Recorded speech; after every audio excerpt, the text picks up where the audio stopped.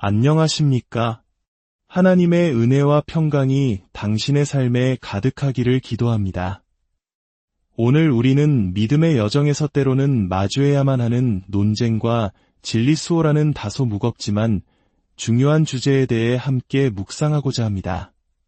본격적인 이야기에 앞서 만일 이 말씀이 당신의 마음에 울림을 준다면 좋아요와 공유를 통해 하나님의 은혜를 더 널리 전하는 통로가 되어주시길 부탁드립니다. 당신의 작은 실천이 누군가에게는 큰 위로와 진리의 빛이 될 수 있습니다. 이 채널을 구독하시면 앞으로도 깊이 있는 영적 성찰의 여정에 함께 하실 수 있습니다. 이 모든 과정 위에 하나님의 축복이 함께하기를 소망합니다. 이야기는 지금으로부터 약 500년 전인 1519년 7월 독일 라이프치히라는 도시에서 시작됩니다. 당시 유럽은 거대한 변화의 소용돌이 앞에 서 있었습니다. 한쪽에는 기존 교회의 막강한 권위를 대표하는 신학자 요한 에크가, 다른 한쪽에는 이름 없는 아우구스티누스 수도의 소속의 수사이자 성서학 교수였던 마르틴 루터가 섰습니다.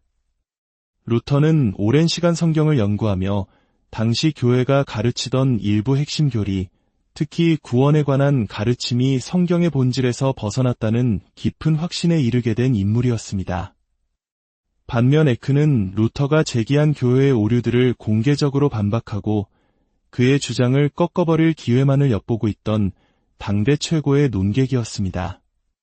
두 사람의 치열한 논쟁이 끝난 후 그 기록은 당시 유럽 최고의 지성들이 모여있던 파리 대학교로 보내져 판결을 받게 됩니다. 예상대로 파리 대학교는 요한 에크의 승리를 선언했습니다. 그런데 흥미로운 점은 그들이 판결문과 함께 신학자들이 성경을 이해하기 위해 따라야 할 10가지 기본 원칙을 덧붙였다는 사실입니다. 그 원칙들의 핵심은 충격적이었습니다. 첫째, 성경은 그 자체로 모호하고 불분명하다. 둘째, 따라서 성경은 스스로 해석될 수 없다. 셋째, 성경은 반드시 전문가, 특히 파리 대학의 석학들에 의해서만 해석되어야 한다. 이 원칙들은 계속해서 반복됩니다. 교부들의 가르침도 모호하니 전문가가 해석해야 하고 중세 신학 교과서 역시 불분명하니 파리 대학의 해석을 따라야 한다는 것이었습니다. 그리고 마지막 10번째 원칙은 그들의 의도를 명확히 보여줍니다. 그러므로 파리 대학교야말로 성경 해석 문제에 있어 최고의 권위를 가진 안내자이며 루터에 반대하는 우리의 판결은 명백하고 누구나 이해할 수 있다. 이것은 무엇을 의미할까요? 진리의 기준이 성경 말씀 그 자체가 아니라 특정 인간 집단의 권위에 있다는 선언이었습니다. 평범한 사람들은 성경을 직접 읽고 이해할 수 없으니 그저 전문가들의 해석을 의심 없이 받아들이라는 것이었죠. 이처럼 신앙에 관한 논쟁과 갈등은 인류 역사 속에서 끊임없이 반복되어 왔습니다. 하지만 오늘날 우리 사회의 분위기는 어떻습니까? 논쟁이라는 단어 자체에 부정적인 인식을 가지고 있습니다. 갈등을 일으키기보다는 좋은 관계를 유지하는 것이 더 중요하다고 여기죠. 마치 우리네 어른들이 좋은 게 좋은 거지라고 말씀하시던 것처럼 말입니다. 역사 속 위대한 인물들조차 논쟁의 해로움을 경고했습니다. 고대 로마의 철학자 키케로는 논쟁의 근거가 없을 때는 상대를 비난하라고 말하며 논쟁의 비열한 속성을 꼬집었고 18세기 감리교 운동을 이끈 존 웨슬리는 이렇게 말했습니다. 종교적 논쟁에 우리가 가져올 수 있는 최악의 것은 바로 분노입니다. 일단 분노라는 연기가 피어오르면 내 영혼의 눈은 어두워져 아무것도 명확히 볼 수 없게 될 것입니다. 조지 워싱턴은 인류 사이에 존재해온 모든 적대감 중에서 종교적 견해 차이로 인한 것이 가장 뿌리 깊고 고통스러운 것 같다고 수레했습니다. 이러한 경고들은 모두 일리가 있습니다. 실제로 분열과 다툼이 있는 곳에 하나님의 성령께서 온전히 역사하시는 것을 기대하기는 어렵습니다. 그리스도인들 간의 싸움만큼 복음의 가치를 훼손하는 것도 없습니다. 그렇다면 우리는 신앙의 문제에 있어 모든 논쟁을 피해야만 할까요? 오늘날 수많은 목회자들이 강단에서 논쟁적인 주제를 피함으로써 자신의 자리를 보전하고 있는 것이 현실입니다. 그러나 과연 그것이 항상 옳은 길일까요? 우리의 신앙은, 복음은 정말로 싸워서 지켜낼 가치가 있는 것일까요? 만약 그렇다면 우리는 언제 싸워야 하는 것일까요? 이 깊은 질문에 대한 답을 찾기 위해 우리는 약 2000년 전 사도 바울이 갈라디아 교회에 보낸 절박한 편지 속으로 들어가 보려 합니다. 갈라디아서 한 장을 함께 펼쳐보겠습니다. 사람들에게서 난 것도 아니요 사람으로 말미암은 것도 아니요 오직 예수 그리스도와 그를 죽은 자 가운데서 살리신 하나님 아버지로 말미암아 사도된 바울은 함께 있는 모든 형제와 더불어 갈라디아 여러 교회들에게 우리 하나님 아버지와 주 예수 그리스도로부터 은혜와 평강이 있기를 원하노라. 그리스도께서 하나님 곧 우리 아버지의 뜻을 따라 이 악한 세대에서 우리를 건지시려고 우리 죄를 대속하기 위하여 자기 몸을 주셨으니 영광이 그에게 세세토록 있을지어다. 아멘. 여기까지는 일반적인 서신과 다를 바 없어 보입니다. 그러나 바로 다음 구절에서 바울의 어조는 급격히 변합니다. 그리스도의 은혜로 너희를 부르신 이를 이같이 속히 떠나 다른 복음을 따르는 것을 내가 이상하게 여기노라. 다른 복음은 없나니 다만 어떤 사람들이 너희를 교란하여 그리스도의 복음을 변하게 하려 함이라. 그러나 우리나 혹은 하늘로부터 온 천사라도 우리가 너희에게 전한 복음 외에 다른 복음을 전하면 저주를 받을지어다. 우리가 전에 말하였거니와 내가 지금 다시 말하노니 만일 누구든지 너희가 받은 것 외에 다른 복음을 전하면 저주를 받을지어다. 이제 내가 사람들에게 좋게 하랴 하나님께 좋게 하랴 사람들에게 기쁨을 구하랴 내가 지금까지 사람들의 기쁨을 구하였다면 그리스도의 종이 아니니라. 얼마나 단호하고 강력한 말씀입니까? 긍정적인 구절만 모아놓은 책이 있다면 이 구절들은 아마 빠져 있을 것입니다. 왜냐하면 이 말씀들은 우리를 불편하게 만들기 때문입니다. 하지만 성령께서는 이 구절들을 성경에 남겨두셨고 거기에는 분명한 이유가 있습니다. 바울은 이 편지를 통해 몇 가지 사실을 처음부터 명확히 하고자 했습니다. 첫째, 자신의 사도적 권위가 예루살렘 교회나 어떤 위원회 같은 인간적인 조직에서 나온 것이 아니라 부활하신 예수 그리스도와 하나님 아버지로부터 직접 왔다는 사실입니다. 그는 단순히 자신의 신학적 견해를 팔레트 위의 여러 물감 중 하나처럼 제시하는 것이 아니었습니다. 그의 사명과 메시지는 하나님 자신에게서 기원했으며 그분의 능력으로 수행되는 것이었습니다. 둘째, 그가 전하는 복음, 즉 기쁜 소식의 내용은 명확하고 구체적입니다. 그것은 현대 사회가 정의하는 사랑처럼 모호하거나 추상적인 감정이 아닙니다.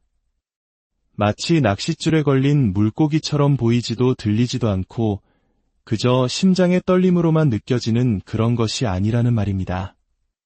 바울이 전하는 복음의 핵심은 3절과 4절에 명확히 기록되어 있습니다.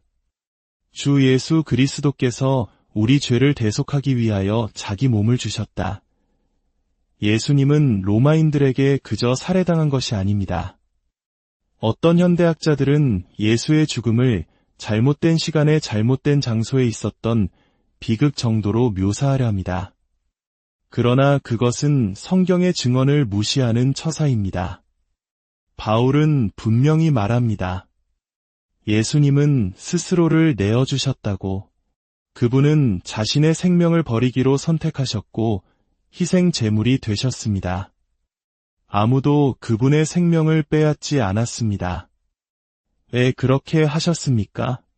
4절은 우리 죄를 위하여 라고 답합니다. 이것이 바로 복음의 심장입니다. 그분의 의로움과 우리의 죄를 맞바꾸는 위대한 교환. 오늘 이 자리에 아직 그리스도인이 아닌 분이 계시다면 이것이 바로 기독교의 모든 것입니다.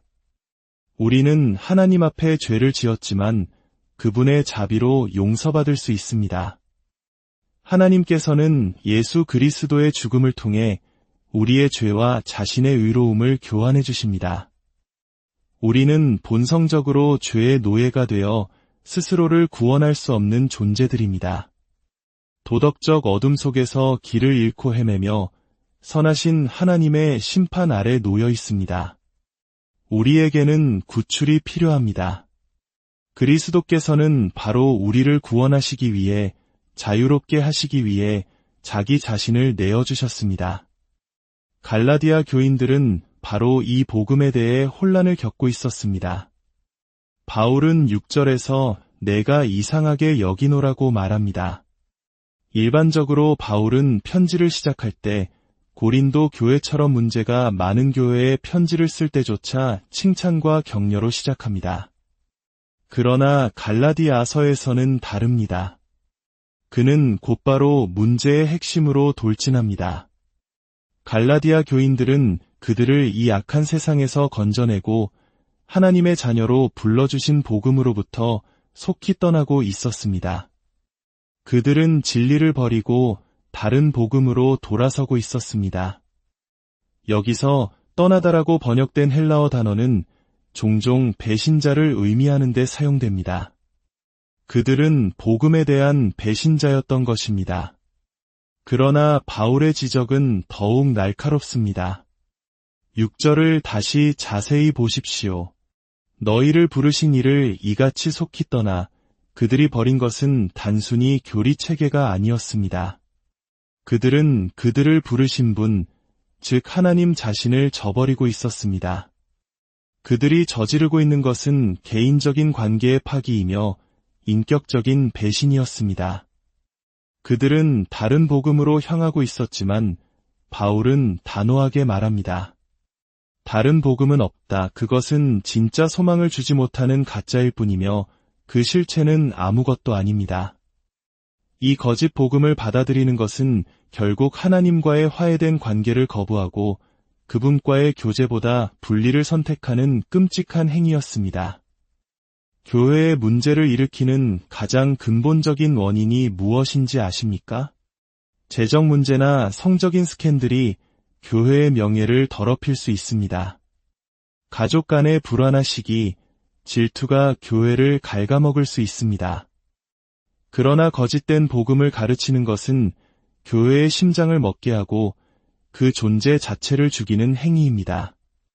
복음에 대해 혼란을 겪는 교회는 눈먼 운전사와 같고 기억을 잃은 역사학자와 같으며 생맹인 예술가와 같습니다.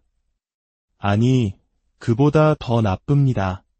그것은 막혀버린 비상구요, 지옥으로 가는 엘리베이터와 같습니다. 그렇기 때문에 목회자들은 복음을 규칙적으로 그리고 명확하게 계속해서 선포해야만 합니다. 우리는 망각하는 존재이기 때문입니다. 6개월 전에 하나님께서 베풀어 주신 은혜에 감격했던 것을 오늘 우리는 기억하지 못할 때가 많습니다. 신명기와 시편에서 기억하라는 동사가 그토록 많이 반복되는 이유가 바로 여기에 있습니다. 우리는 주님께서 행하신 일들을 스스로에게 그리고 성도들에게 끊임없이 되새겨 주어야 합니다. 그렇다면 갈라디아 교인들을 혼란에 빠뜨린 다른 복음은 무엇이 달랐을까요? 첫째, 다른 복음은 다른 결론에 이르게 합니다. 바울은 10절에서 자신이 선택의 기로에 놓여 있음을 분명히 합니다. 그는 그리스도의 종이 되거나 사람의 종이 될 수 있습니다. 하나님을 기쁘시게 하거나 사람을 기쁘시게 할 수 있습니다. 그러나 둘 다일 수는 없습니다. 복음은 바울의 것이 아닙니다. 그리스도께서 죽으셨고 그리스도께서 그를 부르셨습니다. 그러므로 그는 사람을 기쁘게 하기보다 하나님을 기쁘시게 하는데 목숨을 걸었습니다. 만약 여러분이 이 메시지를 거부한다면 여러분은 메시지 자체만이 아니라 그 메시지의 주인이신 하나님을 거부하는 것입니다. 그리고 그 선택은 단지 지금 이 순간에만 영향을 미치는 것이 아닙니다. 바울은 하나님의 복음에 충실함으로써 하나님을 기쁘시게 했습니다. 반면에 다른 복음을 전하는 자들은 어떻게 됩니까? 8절에서 바울은 저주를 받을지어다 라고 선언합니다. 아나테마라는 이 헬라어 단어는 하나님의 저주와 심판을 불러일으키는 가장 강력한 표현입니다. 어떤 이들은 이 말이 너무 가혹하고 사랑의 예수님과 어울리지 않는다고 생각할지도 모릅니다. 그러나 예수님께서도 마가복음 9장에서 다른 사람을 실족하게 하는 자에 대해 뭐라고 말씀하셨습니까? 누구든지 나를 믿는 이 작은 자들 중 하나를 실족하게 하면 차라리 연자 맷돌이 그 목에 매어 바다에 던져지는 것이 나으리라. 야고보서 3장 1절이 내 형제들아 너희는 선생된 우리가 더 큰 심판을 받을 줄 알고 선생이 많이 되지 말라 고 경고하는 이유를 이제 아시겠습니까? 기독교 사역은 그만큼 엄중한 것입니다. 바울은 자신이 순간적인 흥분으로 이 말을 한 것이 아님을 분명히 하기 위해 9절에서 똑같은 저주를 반복합니다. 잘못된 가르침으로 하나님의 백성을 오도하는 것은 그들의 영혼을 영원한 파멸로 이끄는 행위이기 때문입니다. 둘째, 다른 복음은 다른 내용을 담고 있습니다. 다른 목적지에 도착하는 이유는 다른 길 안내를 하기 때문입니다.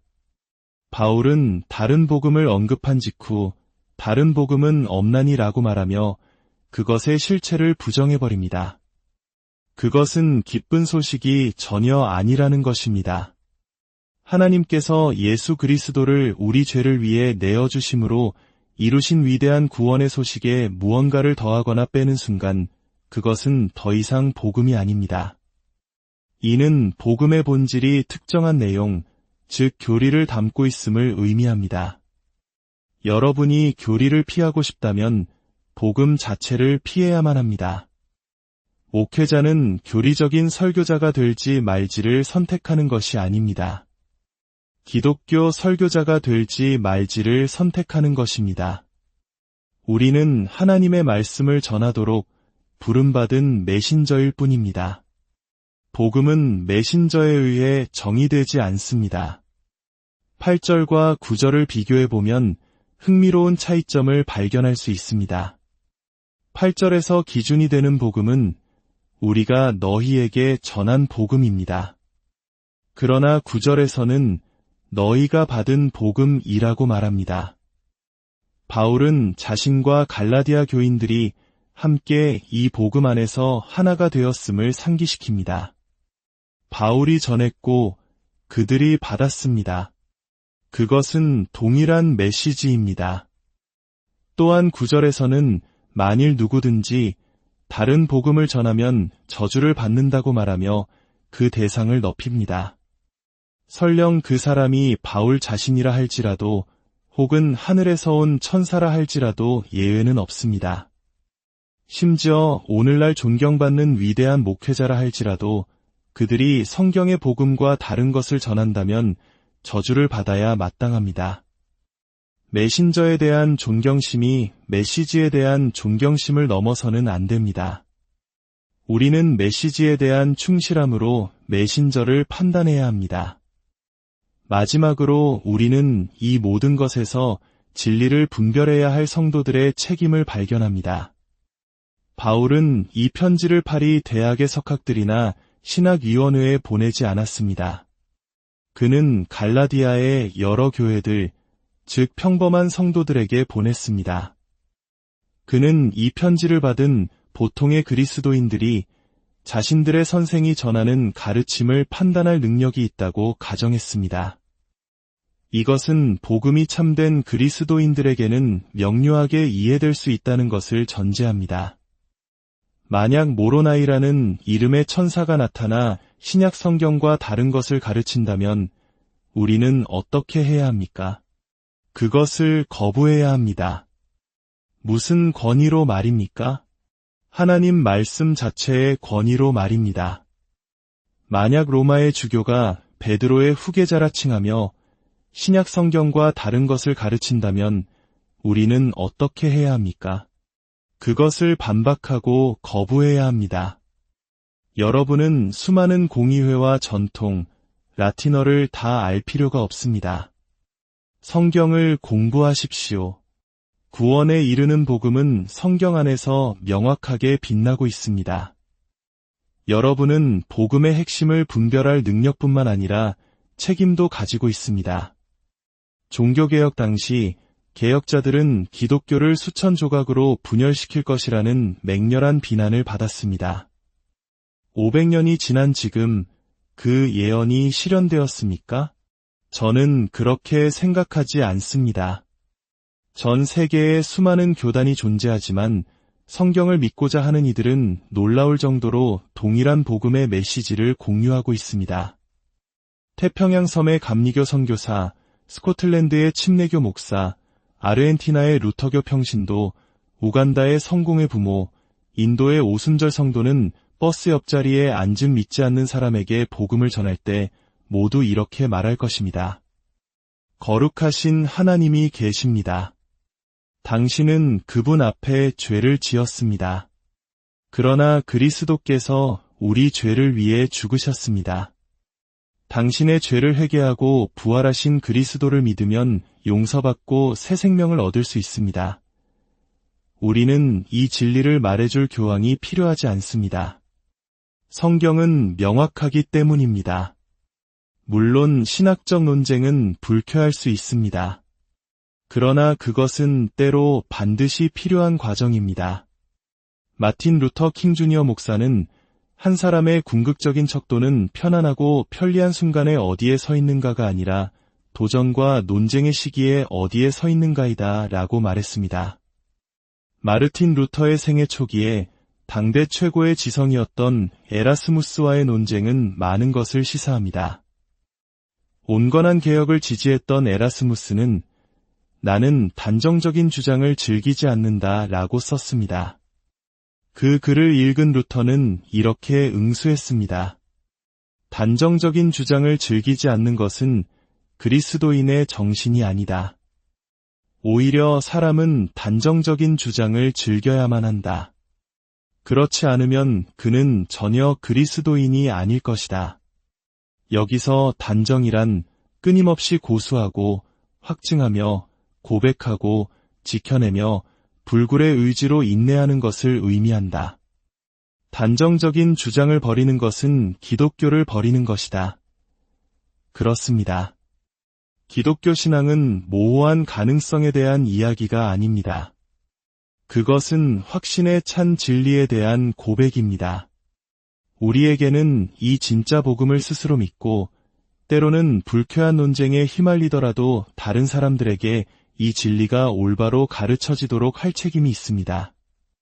우리는 그리스도의 본성에 대해 논쟁했던 초대 교부들로부터 이신칭의를 외쳤던 루터, 노예 제도를 비판했던 그리스도인들, 그리고 성경의 모호성을 지켜낸 믿음의 선배들까지 다른 이들이 기꺼이 감수했던 논쟁의 열매를 오늘날 누리고 있습니다. 사랑하는 성도 여러분, 그리고 이 땅의 목회자 여러분, 우리가 그들보다 못할 것이 무엇이겠습니까? 여기 이 진리 위에 우리는 서야만 합니다. 하나님, 우리를 도우소서. 함께 기도하겠습니다. 거룩하신 하나님 아버지, 우리가 주님의 진리를 수호한다고 말하면서 우리 자신에게 위로움을 돌리는 교만함을 용서하여 주시옵소서. 우리가 자랑하는 의는 오직 그리스도의 의요, 자격 없는 죄인인 우리에게 선물로 주어진 것임을 고백합니다. 오 하나님, 이 위대한 선물에 대한 거짓말에 맞서 싸우게 하시고 주님의 말씀에서 오는 명확함으로 모든 혼란에 대항하여 일하게 하옵소서. 우리 영혼 깊은 곳에 주님과 주님의 복음을 향한 절박한 필요를 느끼게 하여 주시옵소서. 우리가 주님의 말씀을 읽고 이해할 수 있도록 명철한 머리를 주시고 주님의 피로 사신 교회를 가르칠 때 우리의 입에 주님의 말씀을 담아 주옵소서.